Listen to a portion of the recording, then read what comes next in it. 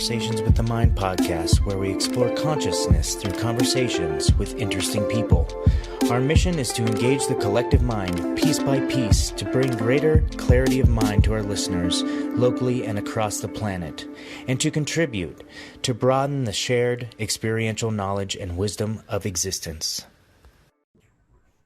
All right, folks, welcome back to Conversations with the Mind. I'm your host, Shane LeMaster. We're here for episode number 83.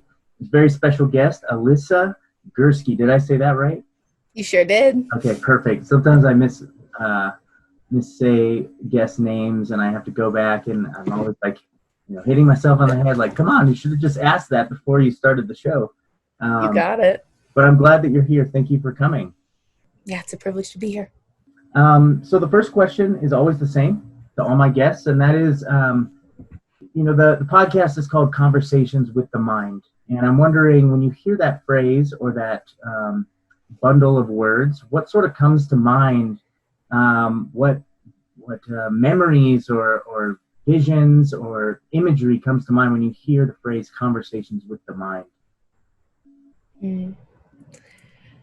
As a visual person, I really appreciate the vast net for which you're allowing me to answer that. It immediately reminds me of the brave introspection that is gifted to us through non-ordinary state work. I've been somebody who's been practicing meditation for about 7 years now, and to have conversations with the mind, it feels like I think Jung calls it axis mundi, like where heaven meets earth, where conscious meets unconscious. Like that meeting point is the mental image that comes to me. Like being able to have all parts communicate, or have parts communicate that aren't necessarily available in all waking consciousness. I love how you you first talk about introspection, right? And I think it's quite a unique ability that we as human beings, I think, have to be able to, it's this amazing tool, right? This introspective lens that we can somehow take. I don't know. There's probably a couple animal species out there that have some sort of self-reflection, but not to the extent maybe that we do, or not the same type that we do.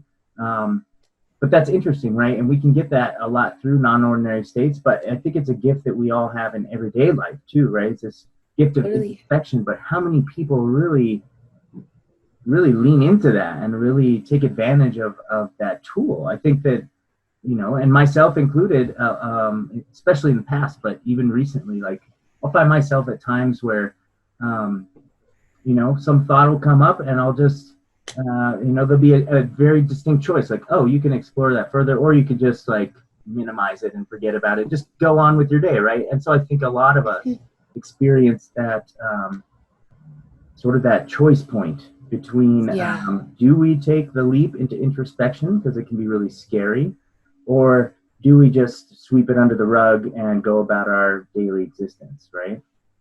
And sometimes that choice isn't always conscious. Sometimes we're not always aware that we've turned it away from ourselves until we've been turned away for so long. So it's interesting that what you're saying is that the choice does come up fairly frequently. We are always making the decision, am I in intimacy with self, or am I dissociating? Am I doing something else? And I really appreciate that you're causing me to reflect on the fact that it is a conscious choice to be in conversation with the mind and the self. Yeah, for sure. I think I've gained the most important personal lessons about myself and about relationships with others and relationship with nature from that very thing, from taking the time to slow down and, question myself, ask myself questions and really question my values, my beliefs, my morals, put those all on the table and really examine which ones are useful and which ones are not. Those have been some of the most fruitful, I guess, opportunities that I've been afforded. You mentioned this Jungian concept. What was the concept again? Oh, there's my co-host. So happy that they're joining us. Mm-hmm. I use the term axis mundi. So that's, I don't remember the translation of it. I hope I'm getting this right, but that's where heaven meets earth. There's like Central American mythology around a tree. It's called the ceiba tree. It's a huge tree. It's gorgeous. a bit of a tangent from anything too psychedelic, but I was backpacking in Central America and remember learning that there's this mythology that this tree is so sacred because it's where heaven meets earth due to its size. So I'm always sort of, especially in my work as a therapist, always looking for that. I'm seeing myself doing this with my hands while I'm talking, this meeting point, this axis point of where unconscious just meets the conscious, where ordinary just meets the non-ordinary. Especially going to non-ordinary state work, people so often think that there is this, it's the most important to be fully in the medicine and fully in the experience. And as I become Sorry, the UPS guy just pulled around the corner. It's okay. Luckily I'm able to keep my train of thought. As I move into medicine work in the space of like a legal above ground psychedelic therapist, I'm seeing so much importance in that threshold of where we're going back into non-ordinary life, where we are going back into the conscious mind. So that's why I love that term. Like basically my understanding is that it means where heaven meets earth, where we meet body meets spirit. When you described it, what came to my mind was the Buddhist concept of super consciousness. I've heard quite a few monks talk about it. It's that point, when we all lay down at night and you feel that twitch, right? You feel that twitch right before you fall asleep. And then hypnagogic, right? Right, yeah. And then it's that time between that twitch and the moment you fall asleep into the unconscious, that's some higher level of access points to be able to really access, the deep rooted things. And I know you went to Naropa. Did you guys talk about super consciousness or that little sliver of opportunity that we all have? Only so much so. Yeah, I do have 2 degrees from Naropa University. Most of the work that I did was centered around transpersonal and contemplative psychology. So how to take practices and the Dharma and apply it to our Western suffering. So we didn't get to, or coming out of that, what feels like a 7-year-long psychedelic experience at Naropa, coming out of that, I don't remember too much esoteric philosophy of what they believe about that like liminal space, that like Bardo space in between being awake and being asleep. But yeah, I don't know too much about it. Yeah, I'm familiar with it conceptually in other theoretical frameworks, but yeah. I've only picked up most of my Buddhist knowledge is just from reading Buddhist texts and reading things on my own. I did take a couple Buddhism classes in my undergraduate years, a couple eclectic spirituality classes and some shamanism classes. But most of my understanding comes directly from writers from that tradition. And I was at one point looking at going to Naropa for the contemplative psychotherapy program. Really impressed with really impressed with Naropa as a whole, with the curriculum, with how they integrate that introspection really heavily into their program. Such an important piece of any education, and it's a shame that the Western model doesn't adopt that a little bit more. But I was wondering if you could just talk to the audience a little bit, and myself too, a little bit about what was your experience at Naropa like? Where did you come from before that, and was it a culture shock? I've heard some people on that initial meditation retreat, kind of go a little crazy and just be like, I can't do this anymore. So what was your experience like? That's a great question, especially because I'm very fresh out of it. I decided to study art therapy when I was 16. So I went right from high school to college and was living on Long Island, where I'm born and raised. And I was not satisfied with the culture around me. My body was craving a bit more of the transpersonal lens, now that I could put language to it. I was struggling with a lot of depression at the time, a lot of social anxiety, and a lot of what I understand now as body dysmorphia. And the culture was pretty pretty supportive in me instilling those beliefs. And a friend of mine, which it actually leads into a lot of psychedelic experiences, a friend of mine at the time when I was living in New York studying art therapy had said, hey, have you heard of Naropa? And also, by the way, a separate friend at the same time is saying, have you ever tried mushrooms? Like, maybe that would help your depression. So I got introduced to meditation and Naropa and psychedelics all around the age of 16, 17, and my whole world cracked open. I decided that I was going to leave my university, Long Island University, at the time, and I was applying to NYU or Naropa. My mom was like, I love you. You're applying to a really elite school. You might want to have a backup. So I was like, worst case scenario, I'll move out to Boulder and I'll just take a bunch of acid and meditate. My life will be so great. And I just had this pipe dream of it. And I ended up getting accepted into both schools. And I decided that I was going to, 1, try mushrooms, and 2, that I was going to let myself make art and make this decision. So I was about 16 or 17, and I took psilocybin for the first time, and I started drawing, and I had this acceptance from both universities, and I just kept drawing mountains. And that was my sign that go to Boulder, just see what it's about. I was halfway through my degree. I figured if I hated it, if it was too woo-woo, because even though I am a deeply spiritual person, I'm also a second generation New York City Jew. So there's a part of me that's this is bullshit. What's actually happening?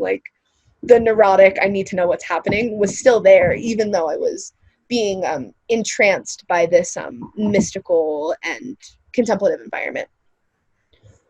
So I was unhappy. I wanted to make changes in my life. I started a devotional relationship with both psychedelics and meditation. I moved out here and everything, it was doors opened. That's how I knew that this path was for me and that I felt safe and it was mine to take. It was a successful bid for power because everything opened up with relative ease once I got here. I moved here in January, and that following April or May, I got involved with the MDMA study. So the Boulder site that uses the M.A.P.S study that uses MDMA to treat post-traumatic stress disorder. And I served as a night attendant for about 5 years while I completed both my undergraduate and my master's. But the degree specifically, people describe it as Hogwarts. That's not very far off. It was very strange going from a university that was, you need math credits, you need science credits, this really traditional Bachelor of Science degree, to something where my emotional experience was welcome in the classroom. And we sat on cushions, and it was a culture shock. But my first meditation retreat, actually entering into a sober, non-ordinary state, changed me. And that's a bit of my backstory. I think Naropa is a bit of a chaotic place, a really beautiful place. My future plans are really instilled within theoretical development, so that being psychedelic therapy and art therapy, me knowing that both of these are really successful modalities. And in ceremony, in journaling, I frequently get the message that I'm trained in both because I'm supposed to synthesize both. So Naropa was a perfect place to learn transpersonal philosophy. At the beginning of Naropa, Baba Ram Dass taught one of the original lectures at Naropa's first year. And Stanislav Grof gave lectures. Alex Gray has taught art classes here at some point. There have been so many major lineage holders who have touched the ground for which I have learned. And being someone who lineage is so important for, Naropa is beautiful and made me an excellent practitioner, but I'm constantly being oh, what are these mainstream therapy skills that I should learn? CBT, that sounds interesting. Proper paperwork, not dressing like a hippie, let's talk about that. Those are skills that I'm supplementing with, but it did give me a really beautiful ground in healing so much of myself, and then taking on the identity as a co-adventurer in the psyche for my future clients. And really a topic that I feel is we can't not address is what our current political climate. Being able to address my own internalized white supremacy, being able to look at how, patriarchal structure affects me as a queer woman, like even coming out to myself as queer, even being able to write a paper on how ethical non-monogamy is very important to me. All of these parts of myself not only got space at Naropa, but I was able to challenge. I just rambled for a while, but lots of good, lots of chaotic, and lots of good.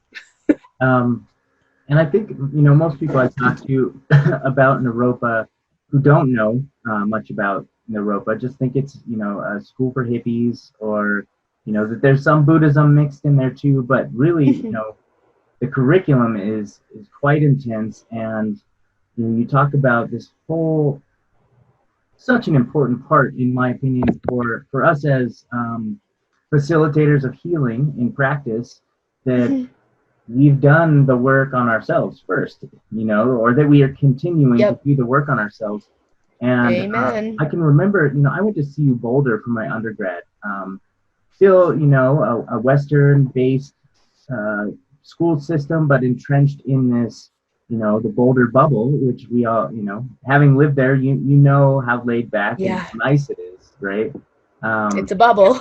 It is. But, in my undergrad, there was no mandatory self-exploration. It was all about, what do you do for the patient? What do you do for the client? What are the theories that we need to know? How do you run experiments? These kind of things. I had to seek that out a lot for myself in undergrad. I was finding myself at the time feeling really lost, deep in alcoholism, all sorts of things like that.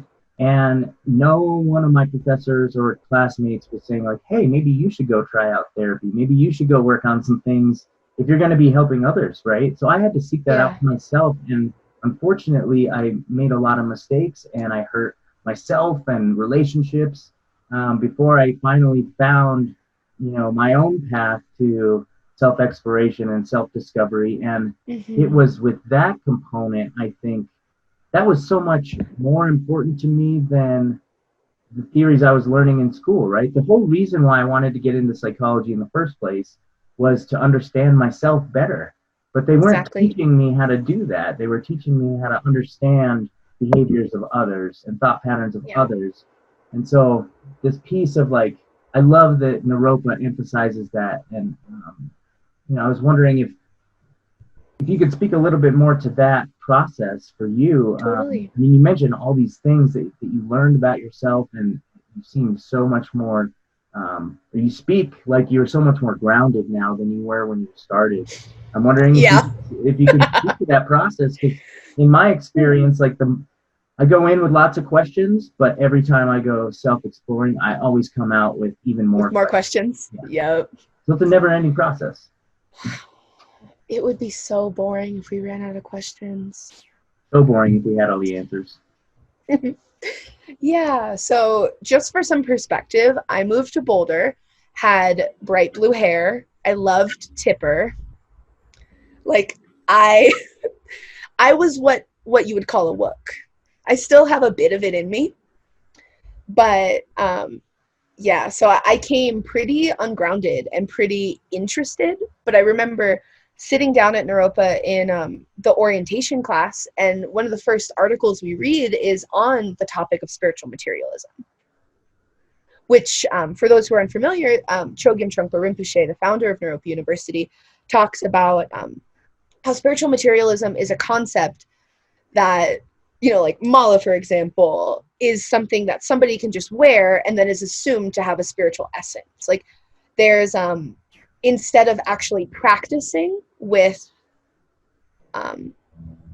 objects being used as a display and as a way to actually avoid spiritual work. So spiritual bypassing, spiritual materialism are topics that are super upfront in Naropa. It's like common language, like a poser, right? Someone who wears the clothes but doesn't practice. Yeah, exactly. And it's interesting because I totally caught myself in that at first. And I was so grateful that those discussions were happening. And then there's that choice of, well, do you actually now want to move through that threshold and sit on the spiritual path? And the spiritual path is really painful. And it consists of a lot of self-exploration. For me, I feel that a lot of grounding came from being and doing. So like being in shadow and then undoing and making mistakes and being able to use the tools that I'm learning through mindfulness, like having to meditate at the beginning of each class was so profound. Like to actually have a forced meditation practice that when semesters ended, it was abnormal if I didn't sit. And especially turning towards psychedelic work, when we have these 2-3 hour therapy sessions, it's so much easier for me to drop in because of that ritual. But the tools that I learned, so like meditation and concepts such as impermanence, we are so sitting in impermanence right now, and being able to identify that, yes, you are alive, therefore you suffer. And being able to celebrate that part of aliveness, these like really core Buddhist principles, being able to bring those into my messy Western life, like being able to catch myself in, a codependent partnership or unhappy work dynamics, and I'm not speaking up for myself. Like all of these big struggles that I went through as I was transitioning from like a confused New Yorker who vaguely knew she liked psychedelics, vaguely knew she liked meditating, and actually stepping into intimacy with myself and using those tools in action. So catching myself being messy and hurtful and realizing, oh, yeah, I'm suffering because I'm attached. I'm suffering because, and the Dharma offering a really beautiful stepping stone for, and you're unlearning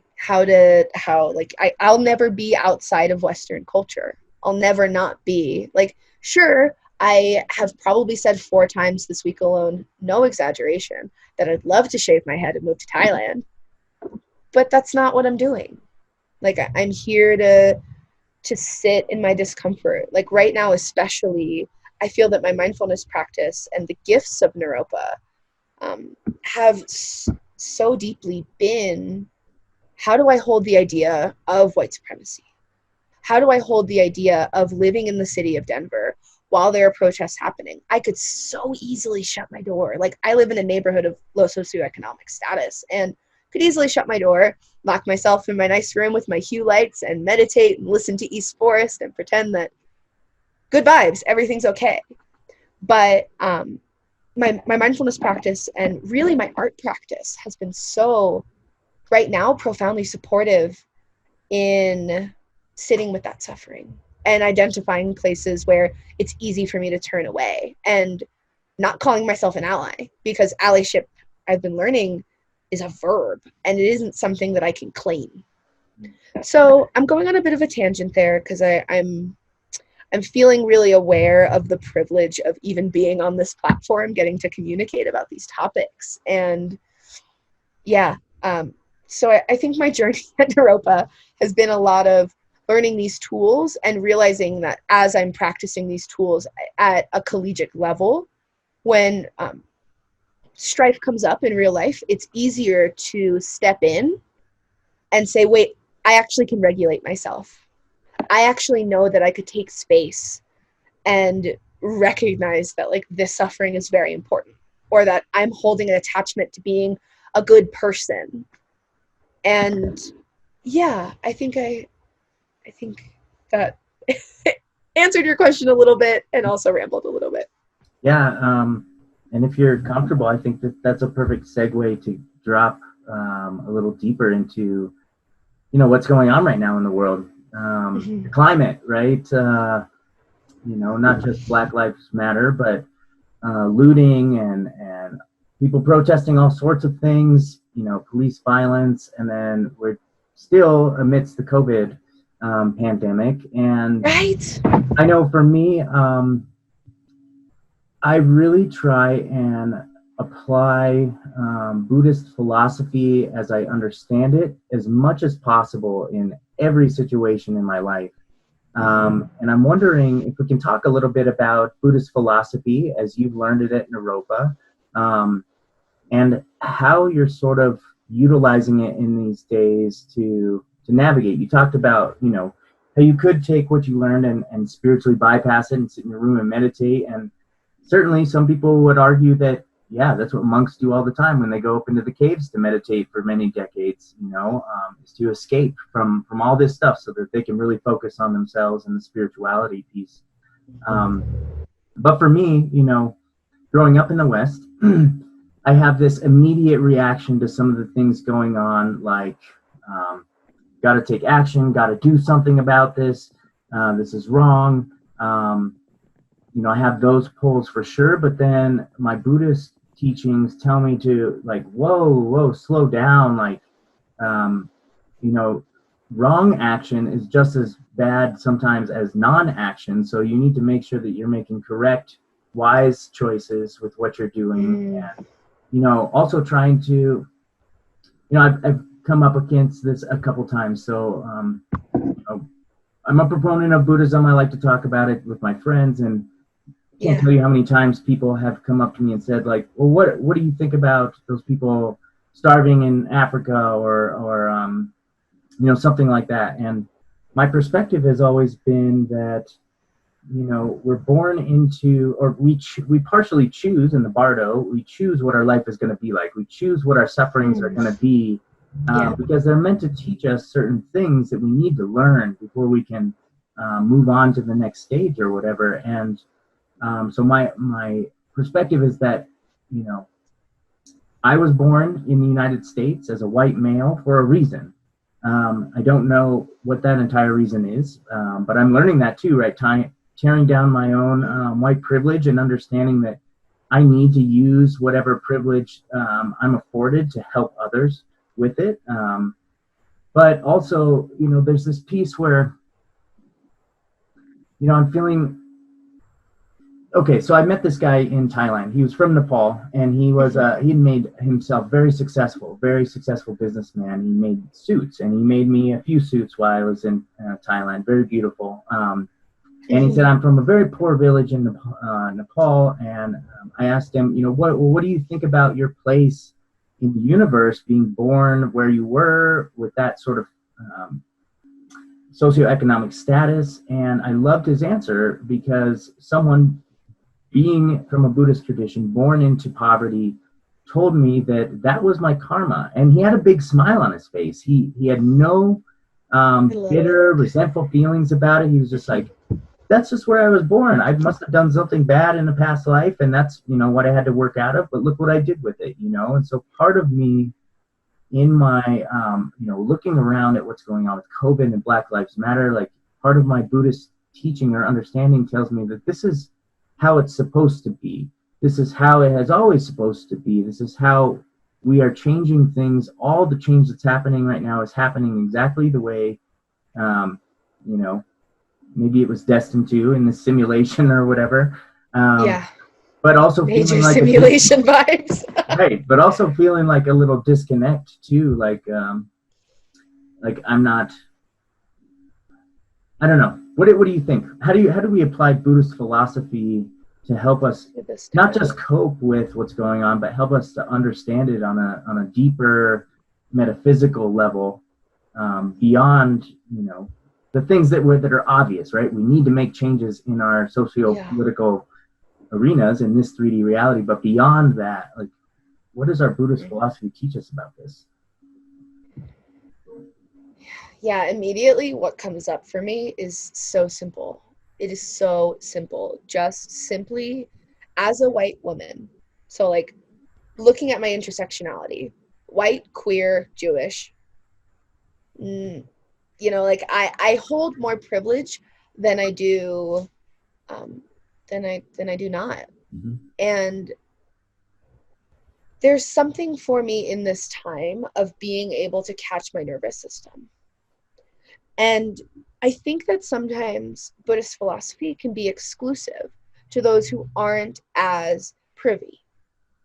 So though I'm really holding the idea of, karmic suffering and different levels of being. Like, are we actually in the human realm? Are we in the hungry ghost realm? Like, there are a lot of ways we could pathologize through a Buddhist lens what is happening. And the simplicity that is arising for me as you're speaking is the power of meditation, the power of sitting and being able to regulate, and noting that the path of a bodhisattva, the path of being of service, is so deeply steeped in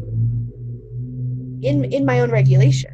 You know, like to actually bring in Buddhist philosophy, a practice that works for me and that I have sat pretty devotionally with over the last 4 or 5 years is known as Tonglen, or it's known as metta, loving kindness.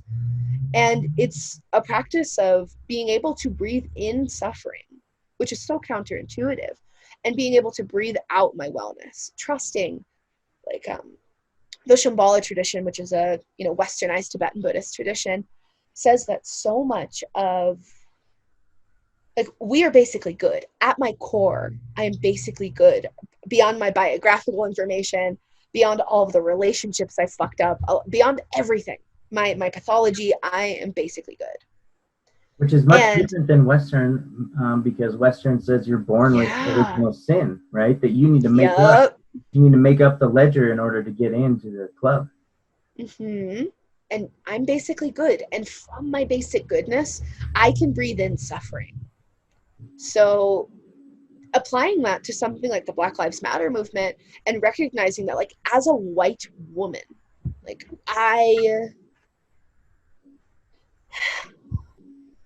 being able to breathe in that suffering and being able to recognize where I am resistant to, but that's not me. But I'm a therapist and I want to offer low service fees and I want to do all these things. Like, aren't I good? It's like, no, you still have to breathe in the suffering of others because you have that privilege, because of the, you know, lack of melanin in my skin. That's not something I decided.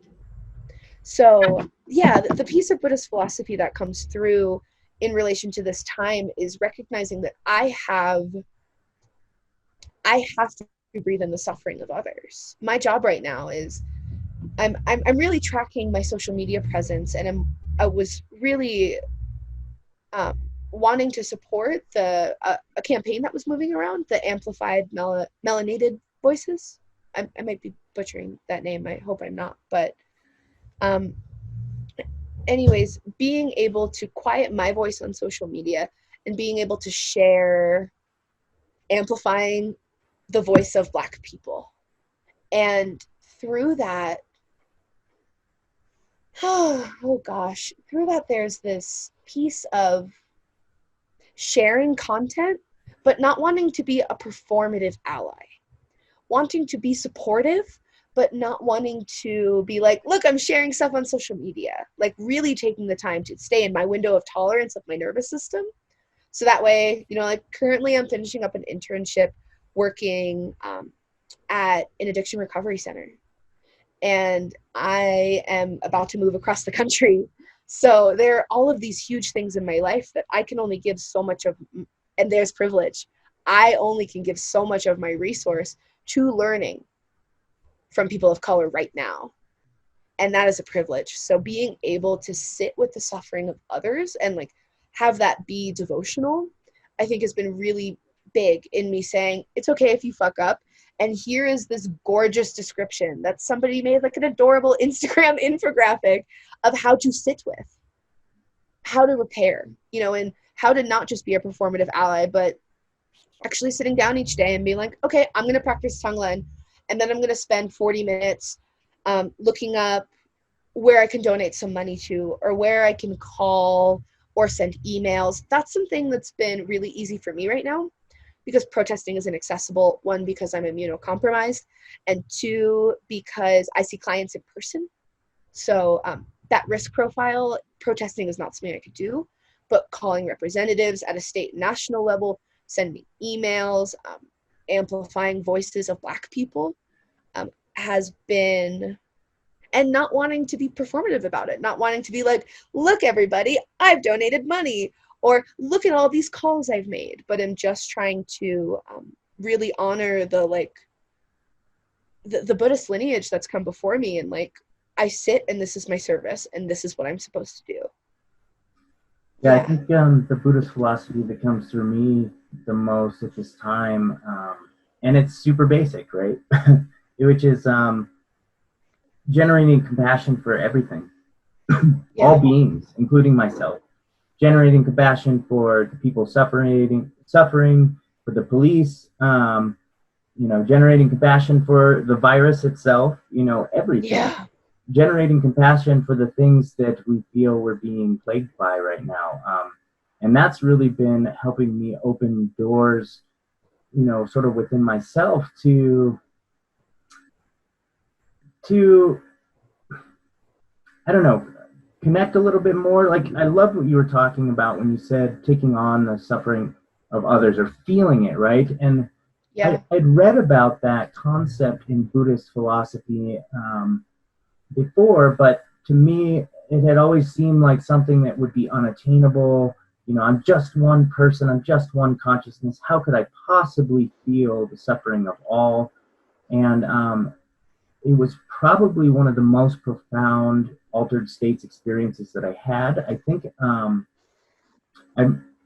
was a ketamine experience in which I disassociated from my body and found myself in this, in the field, the metaphysical field, and I didn't have a body. I just had an essence. But I still had an inner dialogue. I could still communicate with my consciousness and sort of ask questions. And that question came across my mind.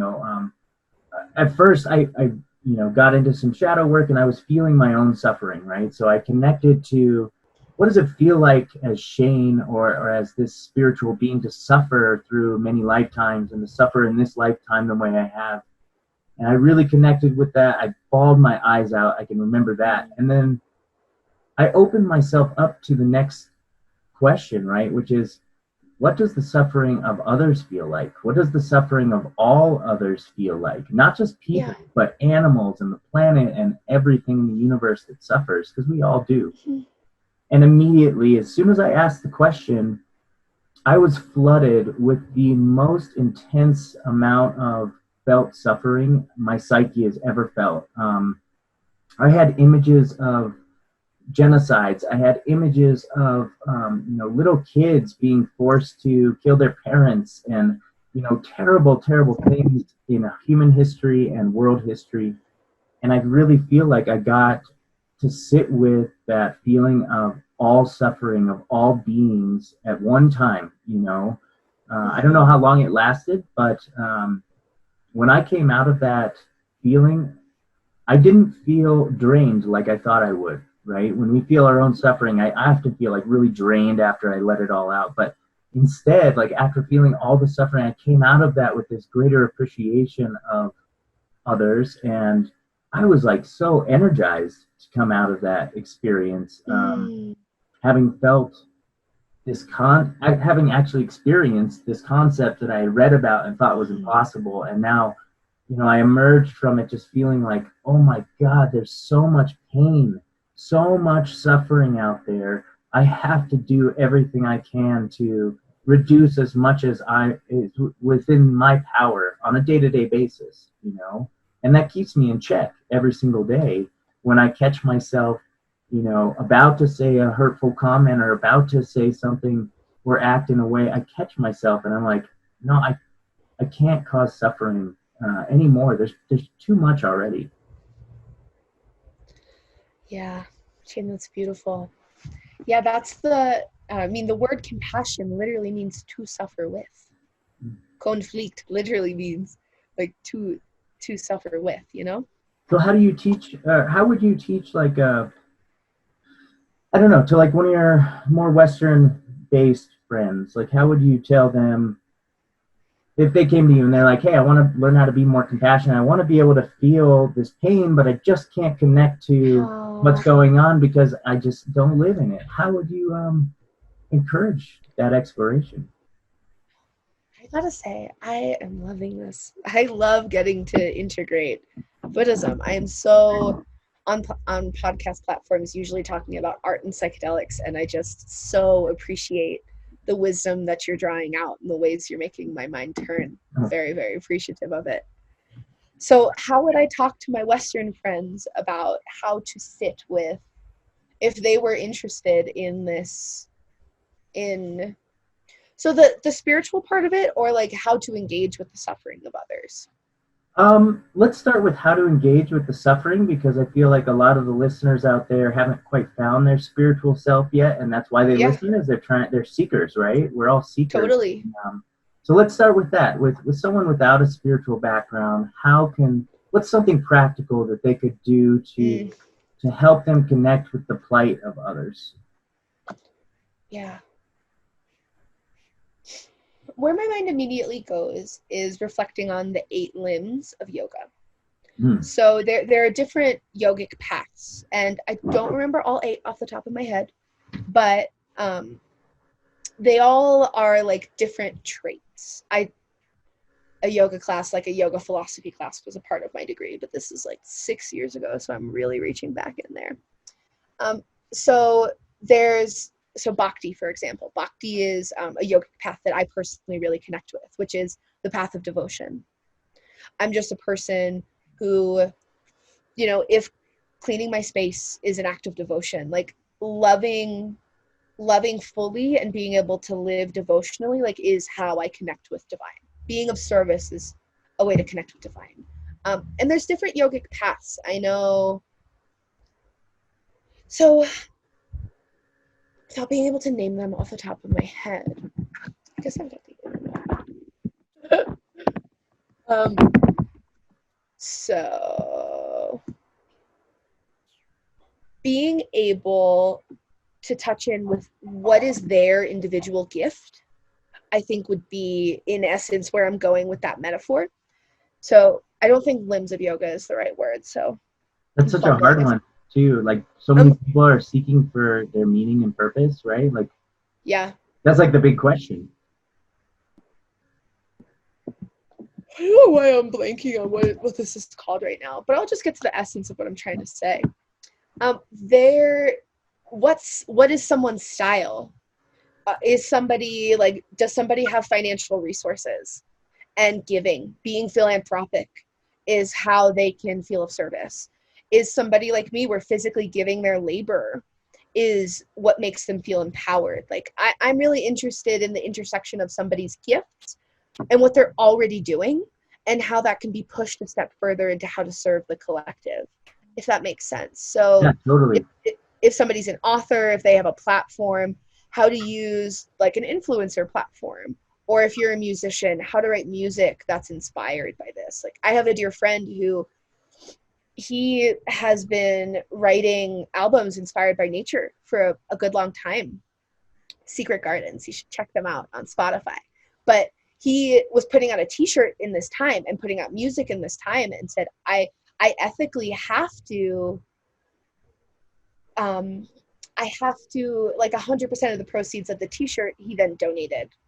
He still is wanting to put his essence out there. He's doing what he's put on this earth to do, which is make music, which is be inspired and in awe by the world and transmute that into music, which other people can experience. And to use his pre-existing gift to be of service feels like a beautiful example, and just ways that I already see people in my community getting on this path without even trying. So people like that inspire me. Like I'm saying, what you're already good at, what is the path that you're already intuitively walking on, and how can you define it and make it conscious? Like we were saying before, like, what are you already unconsciously doing, and how can you consciously make it to be a way to connect closer to the collective, to the divine, to be of service? Yeah, that's one of my favorite ideas is, and sort of a core value that I hold, is that whatever the word legacy means in our culture, my greatest desire, what I want to do with my life is I want to add more than I take from this reality. I want to add more positivity than I take negatively from this reality. And I love the way you go about it, engaging. What are you currently doing? And what popped in my head was, me and this podcast, I'm doing this anyway because I love to talk to people. I love to understand different perspectives, but this is a transpersonal process itself. I'm talking to you, you're teaching me about yourself, but at the same time, I'm going in myself as you're talking to pull things back out of my filing cabinet and re-examine them and then refile them in a new file. It's this transpersonal process where I'm growing. I'm growing so much, and my hope is that I use this platform to speak my mind and especially talk about things that I'm struggling with, right? With like white privilege and things like that, and telling the audience like, what is my process going through this? Because I think a lot of us are lost out there, and I'm lost myself. And so that's my hope, is that we can figure this thing out sort of together. I don't think any one of us has all the answers, but I think collectively we probably do. We just need to, like you said, like start talking about these things. You mentioned something earlier, and I have sort of an off the cuff question for you. So you said, what if what if this realm that we're living in right now is like the hungry ghost realm, right? And for those listeners, we're talking about the karmic wheel of life. There's all these different realms in Buddhist philosophy that you could be born into, and we are born into many hundreds, thousands of times, including God realms and hell realms and all these things. So the hungry ghost realm is like this realm where we're sort of addicts, where I think the visual was distended stomachs, but with the throat the size of like a straw, right? So you can't hardly take in the sustenance that you crave so much. That's the hungry ghost. And that's what addiction is to its core. But here's my question for you is, I've heard a lot of people saying with regards to this particular Buddhist philosophy, we're living in the hell realm right now, but what if this is the heaven realm? What if this is the realm that we actually have an ability and an opportunity to change things, to make things better, and that sort of free will experience and innovation and all these things, that this is an aspect of heaven here on earth. I haven't heard many people take that perspective, and I think it's just one that I have to, as a devil's advocate, like throw it in there and just say, hey, let's consider that this might be a heaven realm, and we have a lot more agency than we think we do here. It's interesting. So I think we're in the human realm, to be honest with you. I think we are the human realm has this specific characteristic of the possibility of awakening. So in the Shambhala tradition, as I said, the westernized Tibetan Buddhist tradition, there's the belief. So as this dharmic wheel is translated into psychology, into Buddhist psychology, there's this essence of you can move through them each moment. Each moment, are you transitioning from being in the human to jealous God to the God realm? Like, we actually have the capacity to move moment to moment. And I think what you're saying brings up a really interesting point about us both being people sitting in white privilege in this moment, is that to claim that it feels heavenly, maybe your lived experience, and there's the capacity of it's a privileged standpoint. I think it's privilege, because I feel like my neighbors to my left and my right would totally disagree that it's a hell realm, that people who are living in systems of oppression, like there isn't, I mean, there's always a chance for awakening.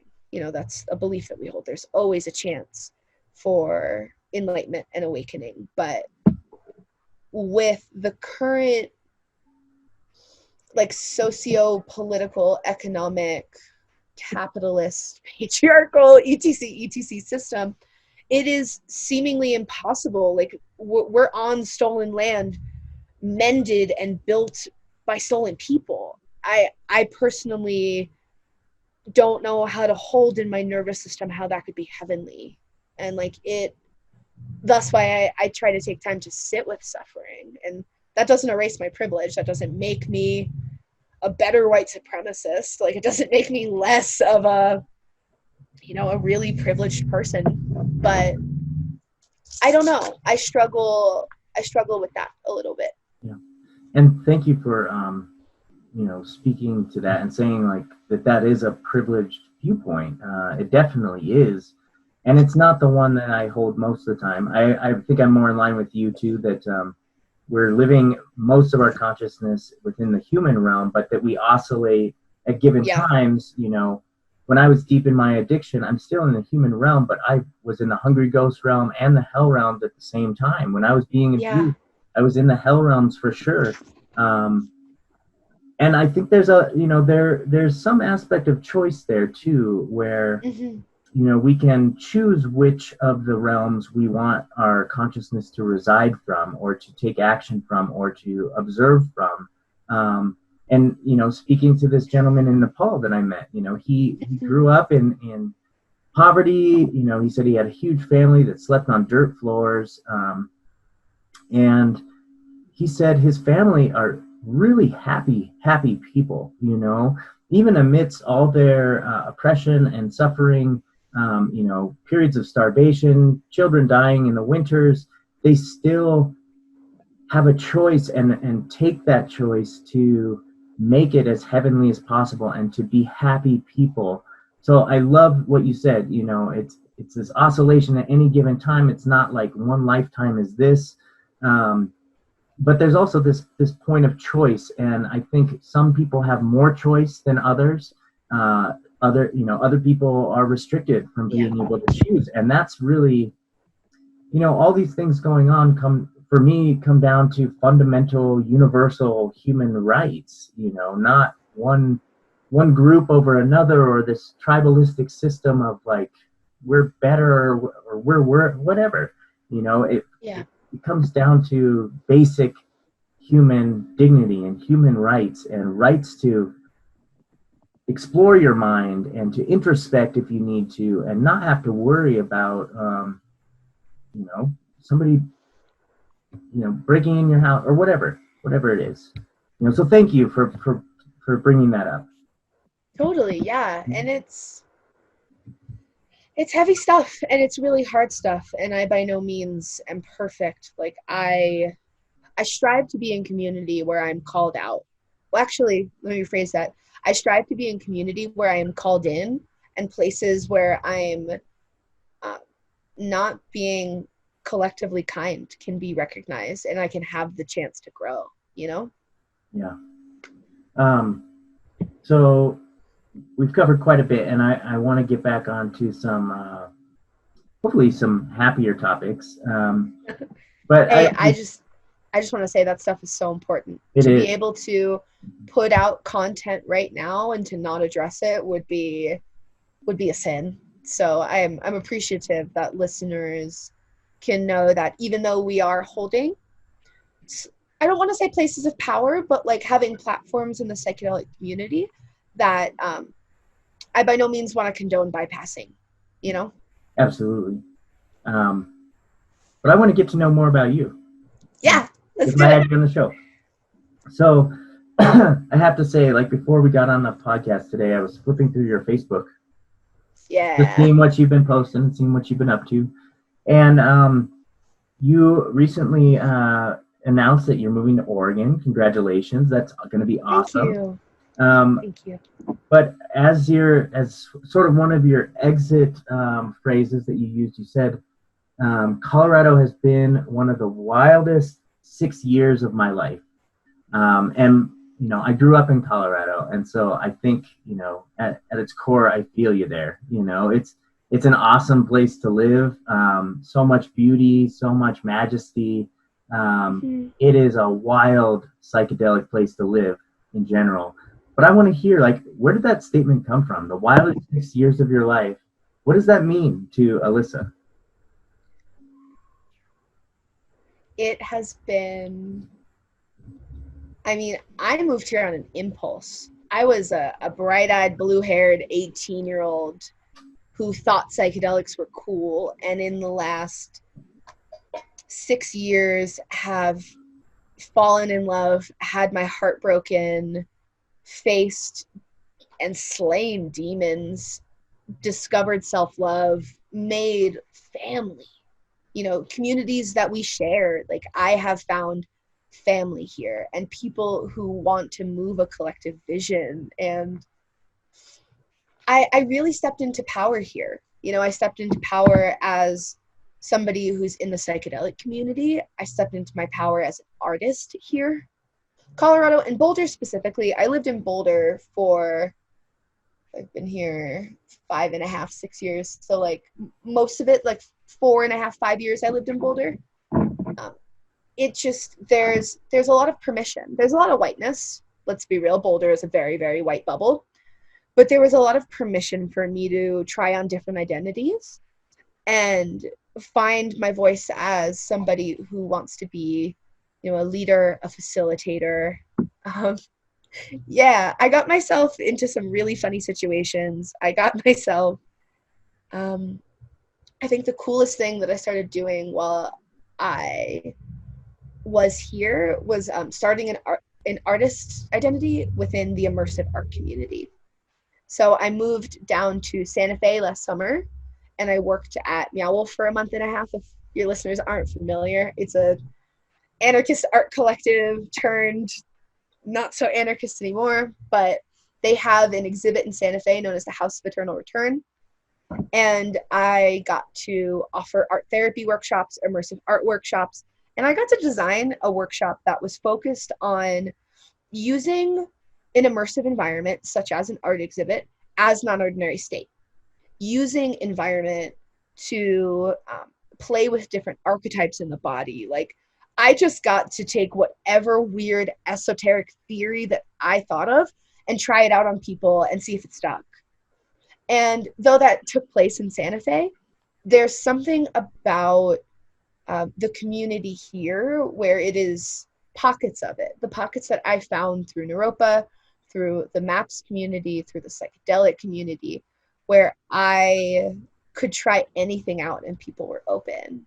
And that is such a privilege. And I've living in New York, being in New York City and Long Island, there's this like conflicting culture of, do what your parents did, be normal, and also be as loud and as gay as you want.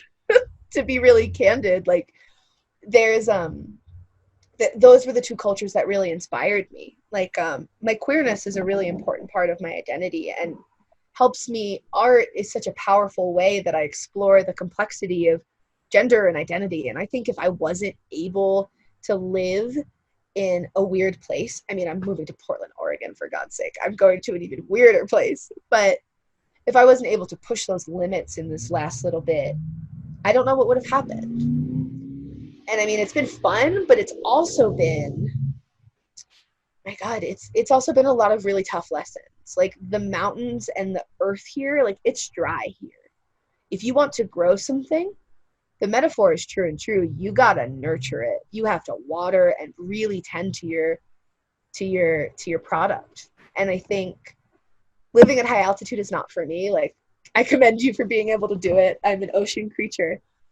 But yeah, it's been a lot of close tending. It's been a lot of, I mean, just being with the earth here, it's taught me a lot of really powerful metaphors, and I've also gotten myself into some fun and some trouble, and yeah, all the above. As an athlete, I love training at high altitude. I love the feeling that I get when my body is stressed for oxygen, not to the point of suffocation, but like if it's self-imposed, I'm on a big hike or I'm running up a mountain or something for training. I like that feeling that I get where I can take in. It feels like I could take in so much more air up here, or that I need to. When I'm down at sea level and I'm running, I feel so sluggish. Like the air just feels heavy and moist, and I'm just like, I feel like I can't breathe. But yeah, I love that. And I wanted to ask you about immersive art because that's a fascinating sort of genre of art that I've been drawn to recently. And you speak about non-ordinary states too. And I just want to touch on that term for a second. And I love how Stan Grof uses that, because for the longest time we've talked about, psychedelic work and other things as like altered states, right? And yeah, sure, they're altered, but altered from what, right? Like there's some baseline state. Well, when we try and trace it back, there's no baseline mental state. Maybe in Buddhist philosophy, they might say, state of nothingness in your mind, right? But in Western philosophy, there's no static state of mind necessarily. And yeah, well, I don't know where I was going with that for a second. Non-ordinary state. Yes, non-ordinary state. So trying to trace it back, there is no baseline state. And I like the term non-ordinary because we can almost all recall for ourselves what an ordinary state is for us, right? And that also illuminates the subjectivity of everyone's experience, right? When my ordinary experience is different from your ordinary experience. But we can both have non-ordinary experiences away from our own ordinary, right? And I'm using quotations. I like to also argue that we're always in altered or non-ordinary states, that we're always fluctuating from one or the other. Like even if I drink... That's it. That's the one. Yeah, even if I drink caffeine, I'm in an altered state. If I, go for a run, I'm in an altered state. If I'm petting my dog, I'm in an altered state. I'm in this non-ordinary state, so I love that. But I want to talk about immersive art, and specifically Meow Wolf, because I've never been to his display, but that's exactly why I want to go, because I know that just walking through there, I've seen pictures, and I almost have like altered state experiences or non-ordinary state experiences just from looking at the displays. You go through these tunnels and these mind warps. Perceptions are being distorted, and I can just imagine that the artist, and please speak to this, but as an artist, you're trying to evoke something from the person who's interacting with your art, and it's whatever comes up for them is exactly the goal. But it seems like Meow Wolf had a very clear idea that they wanted to have people question who they were, their existence, what consciousness was. And I love that. Can you speak to that? Totally. Yeah. So immersion, it has been the non-drug induced way that as an artist, I have been able to access non-ordinary state. So Meow Wolf in particular. So I think immersion in art goes from, there's like a spectrum of intentional immersion to unintentional immersion. For example, I think that people like Alex Gray, who is like the Chapel of Sacred Mirrors, the community in New York, there's, how to say this, a sense of, it is immersive because there is so much devotion and beauty. There is so much high technical skill that it becomes engrossing. And Meow Wolf is intentionally immersive in the way that, so for those who haven't been, you go to what's an old bowling alley in Santa Fe. The outside of the building is still a bowling alley, and you go inside and it still has the carpet of a bowling alley. You get a bracelet, you walk through a series of doors, and you enter another universe. Sorry, the light of the day is shifting on me, but maybe it's good. So there are documentaries out about this, so I want to not ruin too much for folks who haven't been like yourself, and also be able to speak to it. But you are just in another universe. Suddenly it's nighttime. Suddenly you're in front of a house, and suddenly there's a mailbox with a story, and you are following a narrative. So I think a flow state, this childlike wonder and a flow state comes online of one. So flow is an axis, and as an athlete, you probably know this. It's like interest and challenge. I don't remember what the other axis is, but it's like challenge and skill level. So yep. Yeah, so Mihai Csikszentmihalyi came up with flow, or the term anyway, and he found this perfect balance that people will engage flow state when their challenge of whatever task that they're doing just barely outweighs their current level of skill, where they really have to focus on the task. And that's like this band across this graph that he has. It's like your optimal zone for flow. Yeah, so I first went to Meow Wolf, and I remember just like dropping to my knees of like, I can be a kid, and you can run around, and there's the tactile level. There's a really well dispersed and hidden story. There's even now an augmented reality app where you can find things in the house and scan it and then get more content. Like for someone who, my childhood was pretty disrupted by some warped parenting and illness, and getting to return to the state of being a child and getting to play and like laugh. Like I fell in love. I fell in love from day one, and things just kept pulling me back there. But I think the beautiful thing about immersive art is it holds a lot of the similar potential as non-ordinary state to reconnect us with lost parts.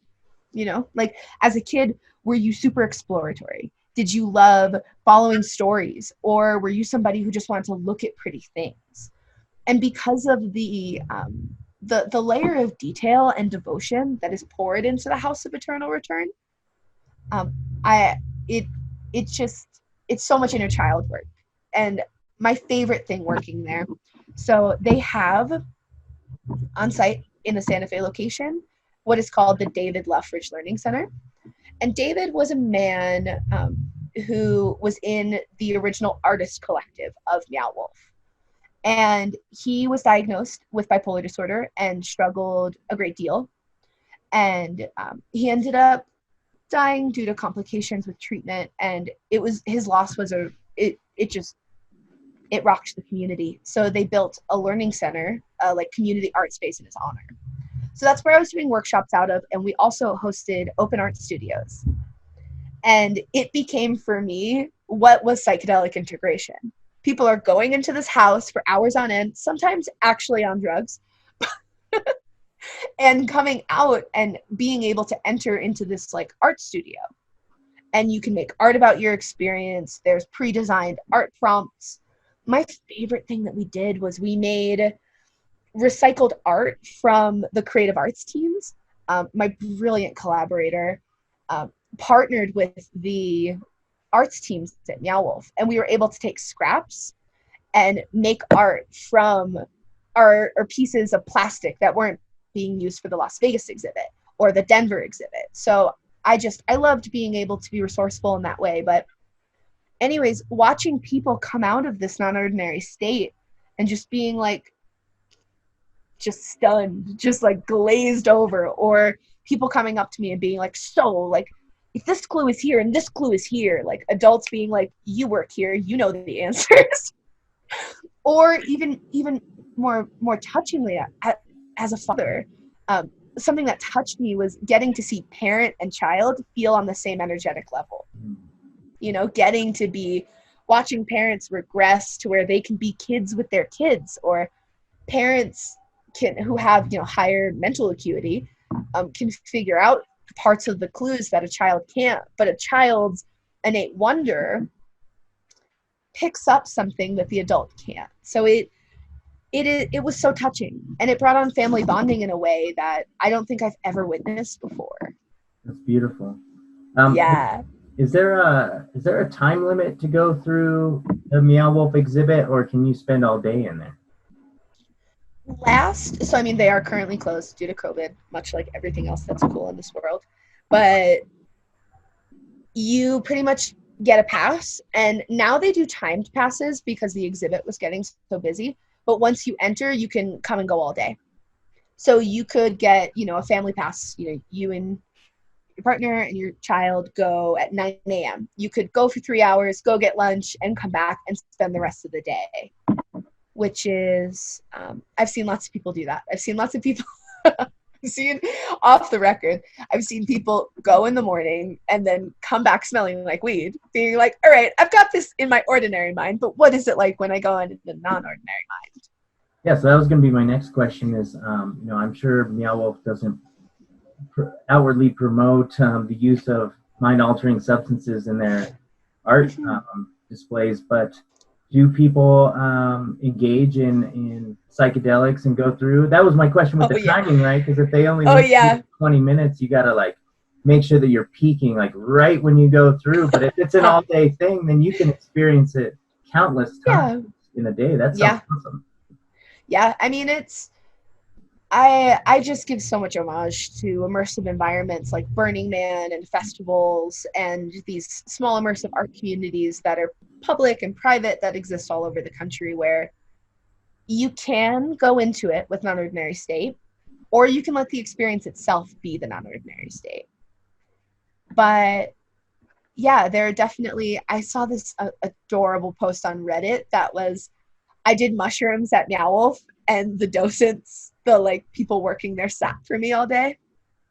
I can send it over to you. It's this adorable, this person took too high of a dose of mushrooms and are just recounted their experience of what the staff did, which was, shout out to the Zendo Project. Those sitters did exactly what the Zendo Project talks about. They sat, not guided. They let this person have a big experience in their break room for about 6 hours.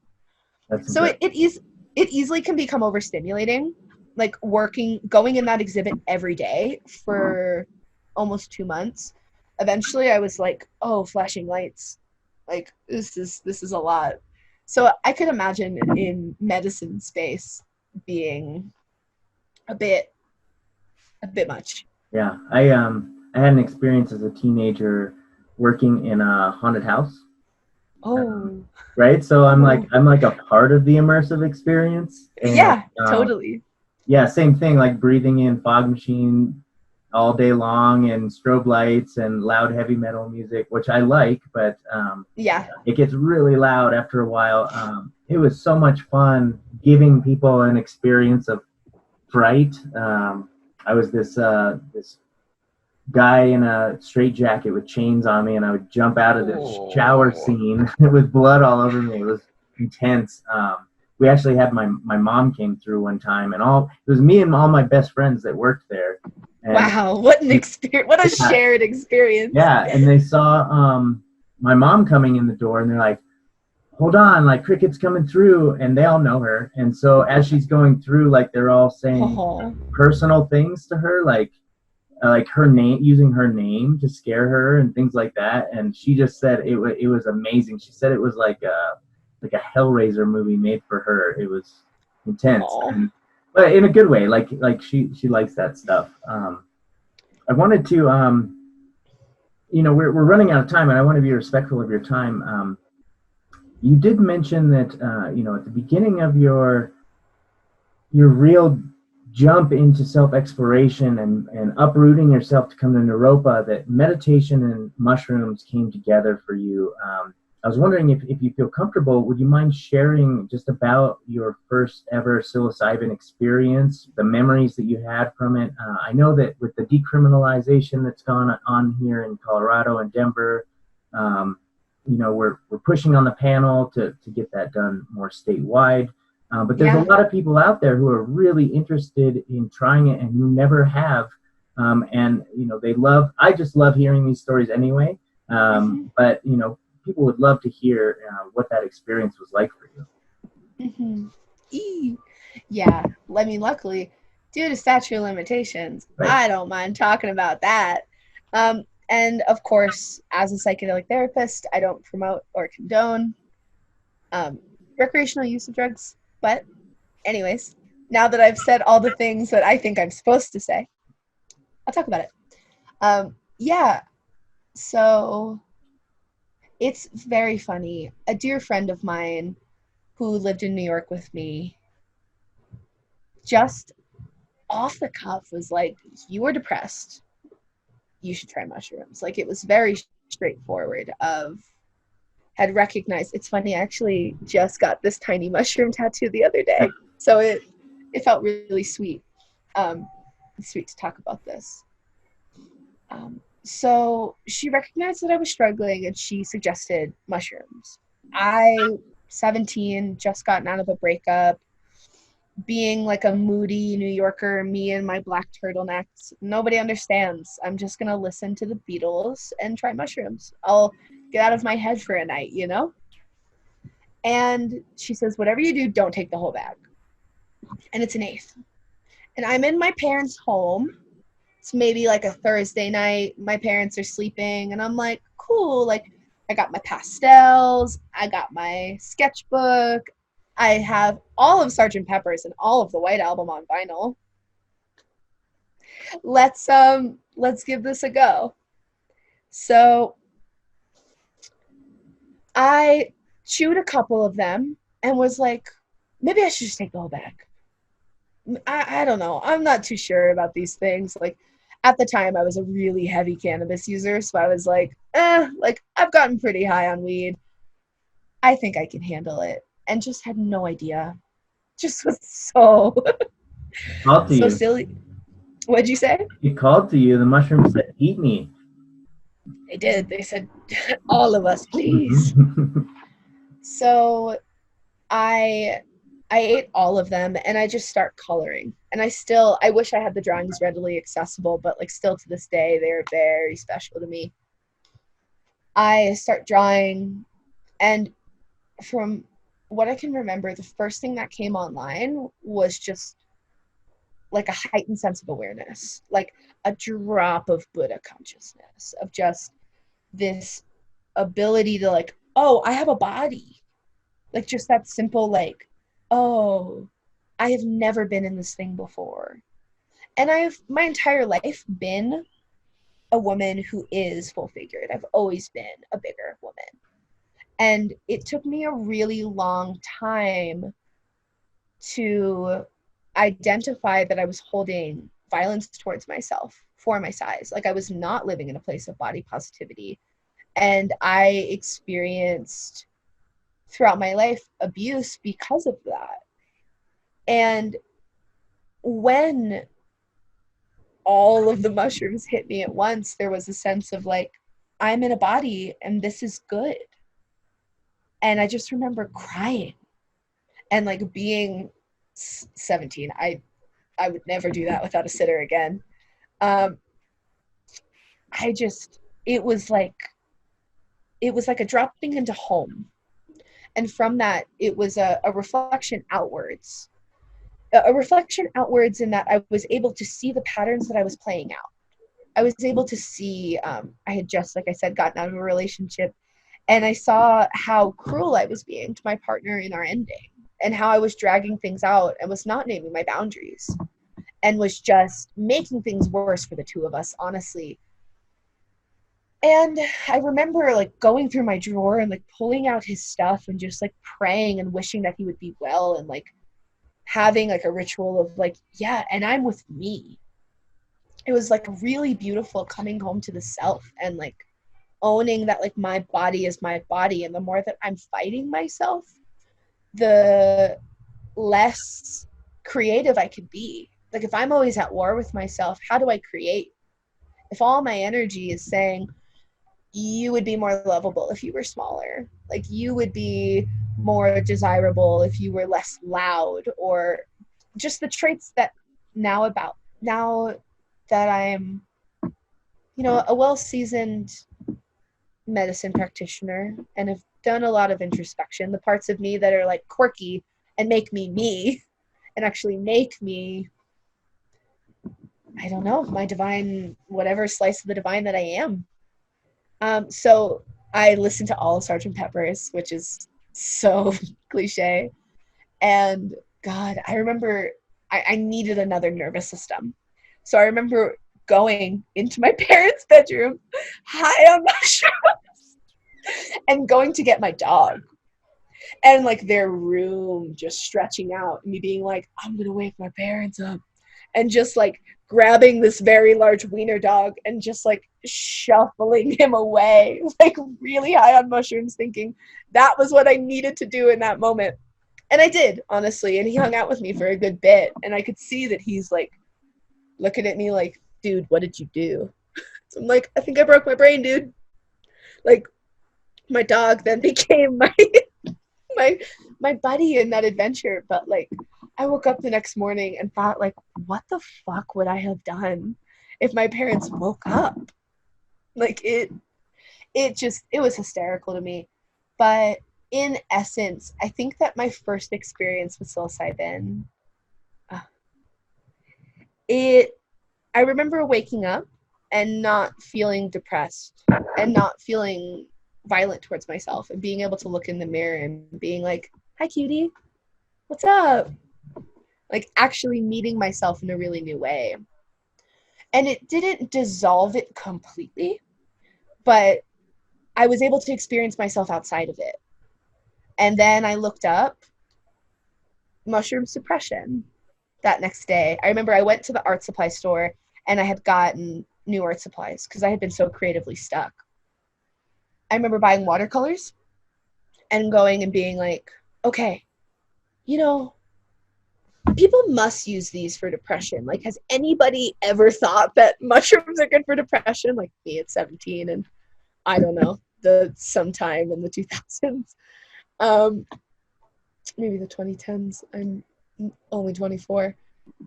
But yeah,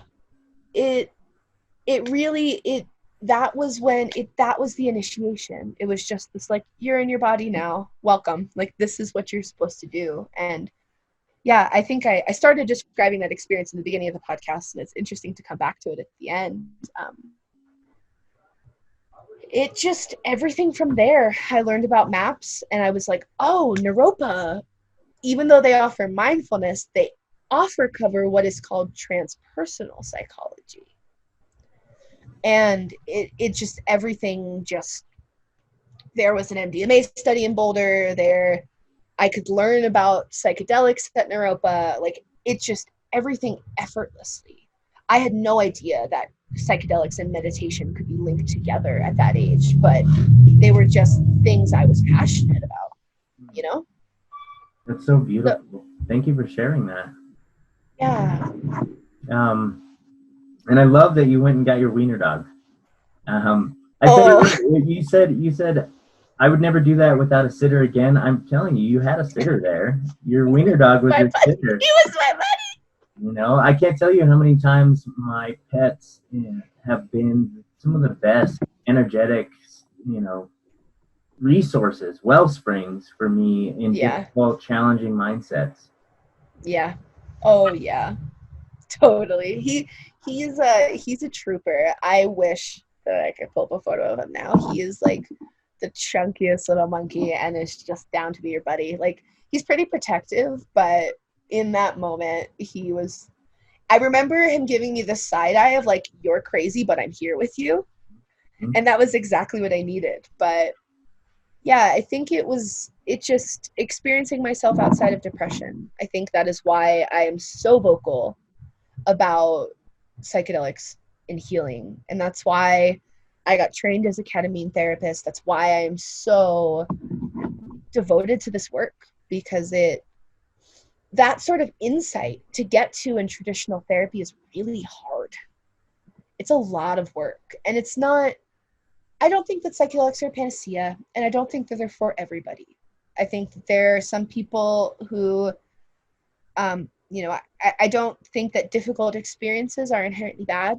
It's a lineage that I believe, but I also think that they're not for certain diagnostic criteria, and like, you may actually be worse off with psychedelics. But I will spend the rest of my life just forging ground and really wanting to create space for people to heal in that way, because core parts of my personality changed that day. And yeah, I've never looked back.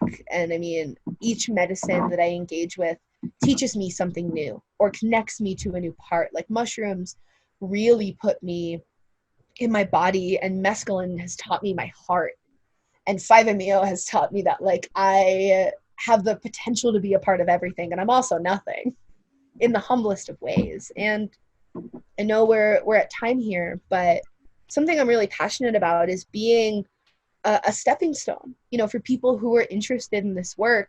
I'm 24. I normally am super shy about admitting my age, but I got on this path and I knew it was right for me.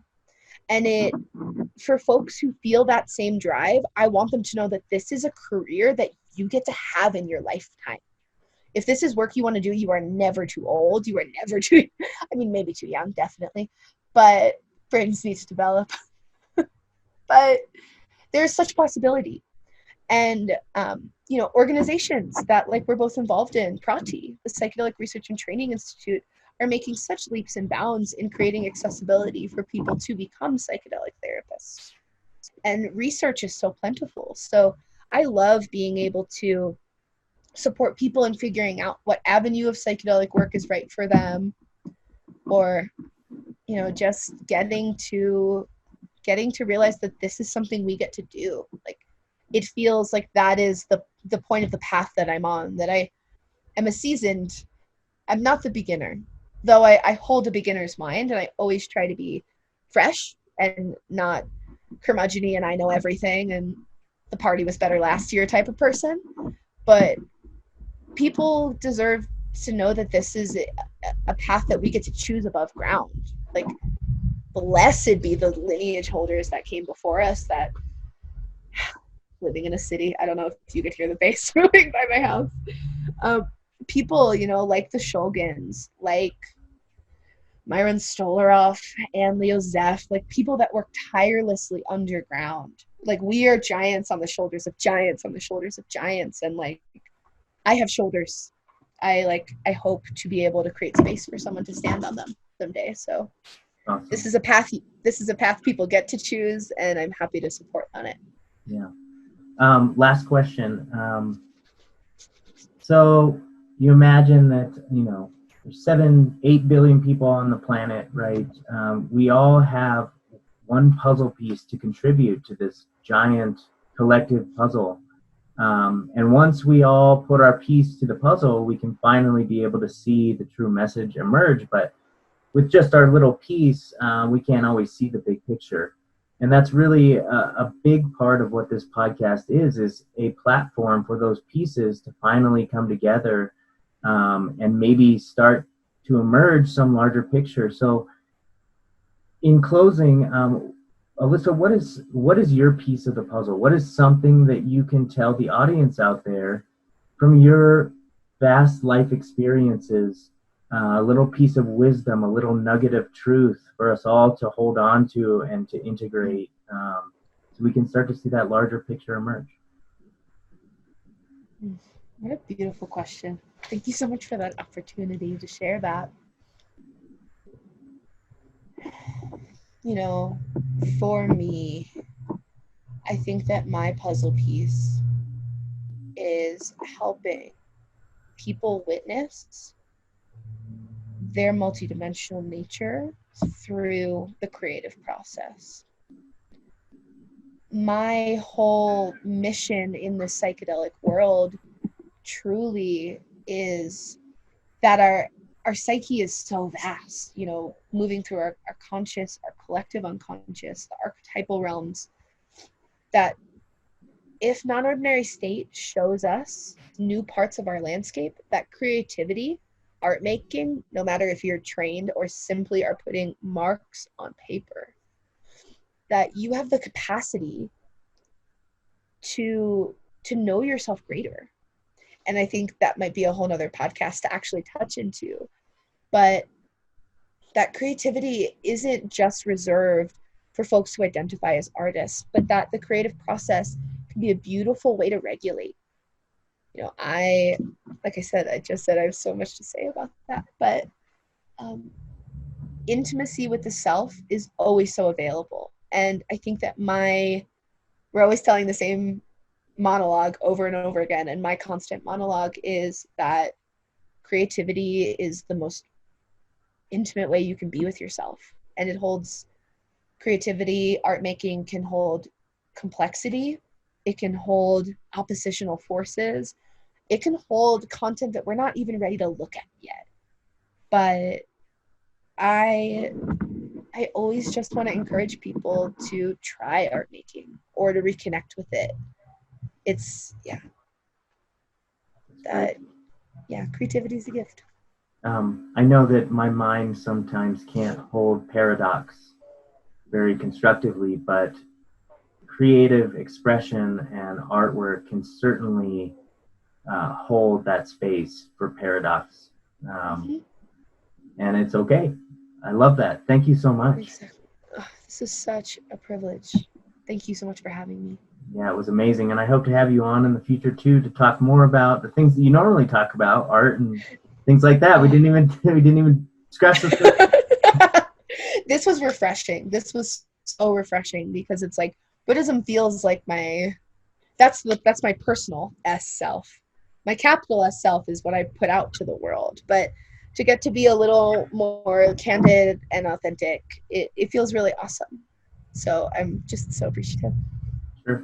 And to all you listeners out there, heed these words of advice and try and integrate them into your own experience. And as always, thanks for listening.